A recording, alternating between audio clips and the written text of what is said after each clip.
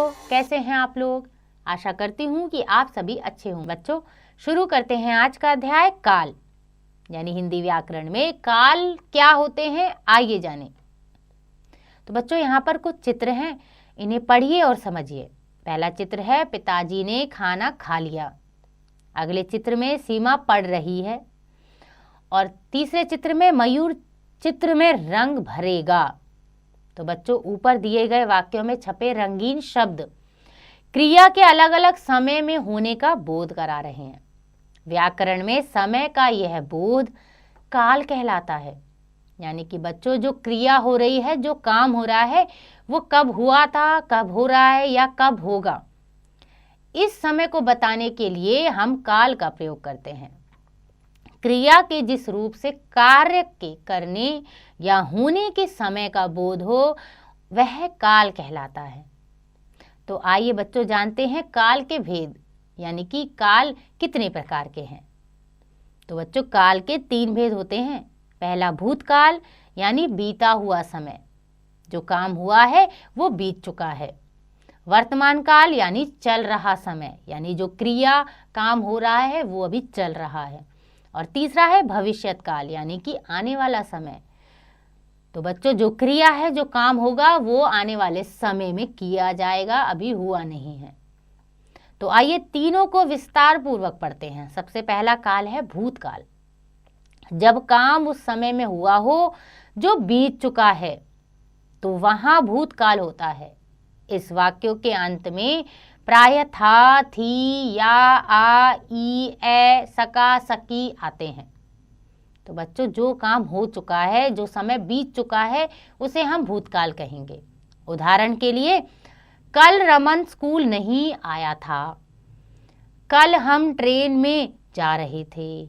कल माँ ने खाना नहीं खाया था। मैंने दीदी को पत्र लिखा। हमने शहर में बड़ी बड़ी इमारतें देखी। वह कल घर नहीं आया। आज स्कूल बस देर से आई। तो ये सारे जो वाक्य हैं, इनमें काम हो चुका है, समय बीत चुका है, इसे हम भूतकाल कहेंगे। अगला है वर्तमान काल, यानी जब काम चल रहे समय में होता है, तो वहां वर्तमान काल होता है। इन वाक्यों के अंत में है, हैं, हूं आते हैं। तो बच्चों, जो काम अभी हो रहा है, जैसे अभी आप पढ़ रहे हैं, तो आपका जो समय है, जो काल है, वो वर्तमान काल में गिना जाएगा, क्योंकि आप इस समय पढ़ाई कर रहे हैं। उदाहरण के लिए देखते हैं, वह परिश्रम से कार्य करता है। मैं रोज दूध पीता हूँ।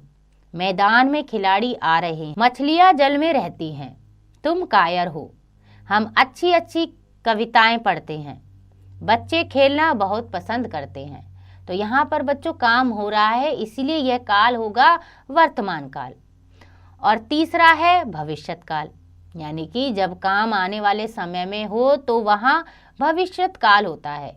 इन वाक्यों के अंत में गा, गी, गे आते हैं। जैसे रसोइया खाना बनाएगा। वे कल आगरा जाएंगे। कल नानी हमारे घर आएगी। कल घूमने चलेंगे। हम तुम्हें व्याकरण पढ़ाएंगे। वह आज गाना गाने जाएगा। वे तुम्हारी कहानी अवश्य सुनेंगे। तो यहाँ पर बच्चों कार्य हुआ नहीं है, आने वाले समय में होगा, इसे हम कहेंगे भविष्यत काल। तो बच्चों, ये थे काल के भेद। आइए दोहराएं। क्रिया के जिस रूप से उसके होने के समय का बोध हो, वह काल कहलाता है। काल के 3 भेद होते हैं, भूतकाल, वर्तमान काल तथा भविष्यत काल। आशा करती हूँ कि आपको यह अध्याय समझ आ गया होगा। इसका अभ्यास आप स्वयं कीजिएगा।